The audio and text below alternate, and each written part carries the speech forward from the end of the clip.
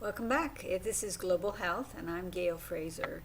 This is Unit 12, and this is, I'm sorry, we were going to be starting with Part 1. I see I have it on the wrong slide. We're going to be talking about wellness centers as they relate to HIV care. So today's discussion, we're going to be talking about human immunodeficiency virus, or HIV, and human rights.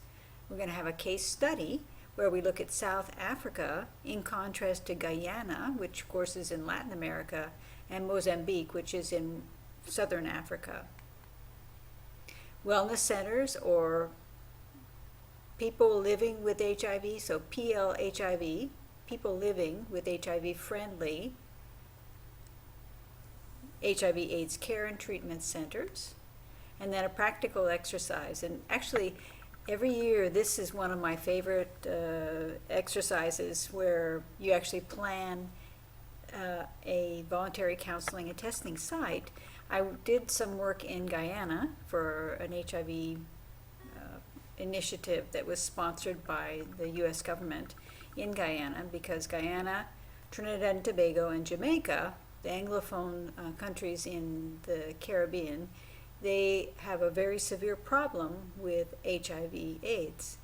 And so there is a lot of money being spent to try to use prevention strategies. So, and I think it's one of the practical simulations that we have. And most students get maps out and they start planning, and it's really quite an interesting process. So let's talk about immunodeficiency virus, or HIV, and human rights. We've mentioned it several times, and in the past 25 years since HIV/AIDS pandemic began, so only 25 years ago, so we're looking at 1980s, more than 25 million people have lost their lives to the disease. That's a lot of people. An estimated 3.86 million people, so almost 40 million people worldwide, are currently infected with HIV. So that means that these are people that are actually surviving, that have the infection. Each year, an additional 4 million, so the population of Bogota, basically, without your suburbs, are infected with HIV as new cases. And of those, 700,000 each year are children. In sub-Saharan Africa, HIV has drastically reduced the adult life expectancy. Basically, it has taken out most of the young adult, most productive health workforce. So you have people that are older and retired, and then you're missing a whole chunk of people, and then you've got your very young people or teenagers. And of those, we also have 15 million children who have been orphaned. So the fact that these children are left without parents is a very, very serious problem, and there's no one to support them. And they don't have a lot of free public services, so schools cost money. So aunts and uncles who are now taking care of these children, they don't really have the resources to support these extended families. The Women's Rights and Voluntary Counseling and Testing, or VCT, it's actually a shadow over the continent. Public health, HIV/AIDS in Africa, we're talking about sub-Saharan Africa, in the 21st century includes evidence that some women are refusing HIV testing because it only is a lose-lose for them. They feel like if they get identified as HIV positive, then the stigma, discrimination, and potential consequences, domestic violence, sometimes they're abandoned by their family, or they're actually threatened to murder. So women in many places, including sub-Saharan Africa, are opting out. They're saying, no way, you're not going to get me to test. I don't know if I'm positive, and I don't want to know. So that's opting out. Then some countries have policies of actively opting in. So they protect informed consent. So just like when you go and have treatment here in Colombia, your physician has you sign documents saying that you understand what treatments you're getting. That's informed consent. So informed consent and confidentiality of your records is very important, especially when you're talking about fatal illnesses. HIV is not something that can be cured, just like hepatitis C. It's going to cause you to die prematurely. It's a fatal illness.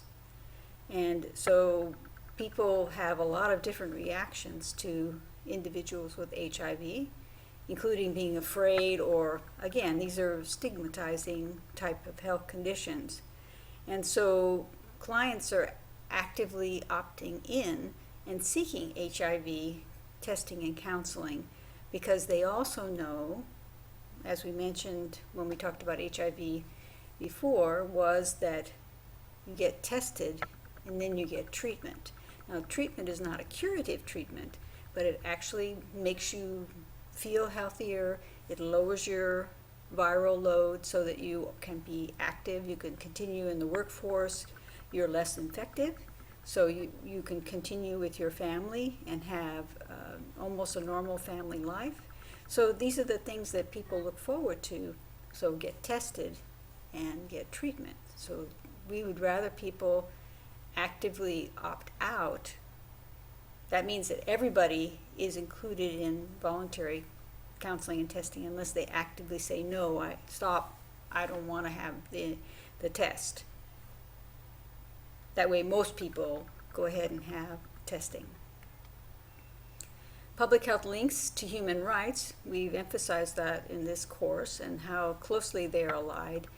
The United Nations AIDS Foundation reported health services are needed to respond effectively to major causes of preventable health conditions, so especially among people who are poor or disadvantaged in some way.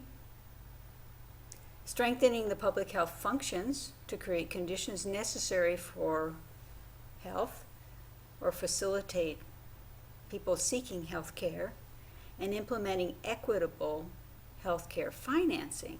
So again, it's not just getting to the free services. Sometimes it's the bus fare or the length of time they need to be away from work in order to even go to healthcare services. So these are all things that you have to keep in mind when people are the poorest of the poor. Using basic human rights to combat HIV/AIDS pandemic, they can strengthen laws. So again, equity, rights to liberty, privacy, and non-discrimination, provide access to treatment so that the essential element of securing the rights of people who have contracted AIDS, and protecting human rights of disadvantaged groups who will also have help slow the rates of HIV. So these would be people with high-risk behaviors. The need for care rather than the ability to pay. So again, they're hoping people will provide services. Governments, United Nations, World Bank, different organizations pay for and finance health care. And HIV care and treatment should be free to encourage people to take advantage of those services. Get tested, get treatment.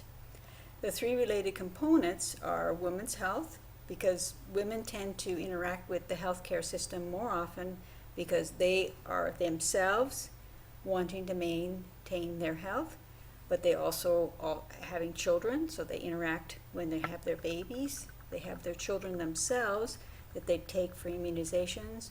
So our men are much more out in the workforce or far away, but the women are interacting with the healthcare system, so we take advantage of that and talk to them when they come in. Active case finding.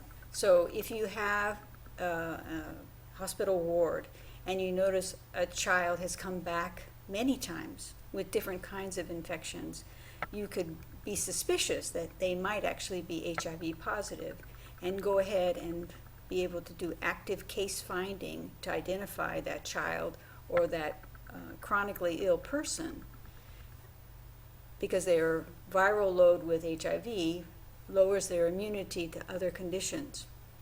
And then active therapy treatment for tuberculosis. So you look at sexually transmitted infections and tuberculosis as being the indicators that they also might be HIV positive. Community-based approaches to HIV treatment. Again, you need to be focusing on resource-poor situations. So, say the West case point in South Africa near St. Elizabeth. Those are very, very poor families. They're not in the Pretoria, they're not in Cape Town. They're in the very remote rural areas of South Africa, and they need to have free services that are accessible. And one of the things that they tried and was very successful in South Africa were wellness centers. Ah, what a great idea. HIV care and treatment centers that are wellness centers. They're trying to promote health among individuals that are HIV positive, because if they stop taking their medications, they stop having adequate nutrition, they will die prematurely as young adults. And millions of people have died from HIV. They get discouraged, it's very complicated, the treatments, they sit there and stare at this big, huge box. Have you ever seen one of those boxes, pill boxes, that's a whole big rectangle, and it has like 5 times a day that you take your medicine for every day of the week? It's daunting to watch these young adults look at this huge box that's full of pills that they have to take in order to maintain their health. So people do not do well with treatment. They find it to be a difficult road. So wellness centers, they have a community of people that are HIV positive. Everybody's trying to help each other and get good exercises, they actually come in, they can get food, they can get tested to see how they're doing with their medications. And so they will really have been very successful. It's a positive way of looking at HIV as a chronic infection, just like hypertension or diabetes or chronic infections, or not infections, but diseases or conditions. The HIV is a chronic condition. In South Africa, I'm hoping to contrast Guyana to Mozambique because they have different systems. So we'll be talking about the second phase for our case study in part 2.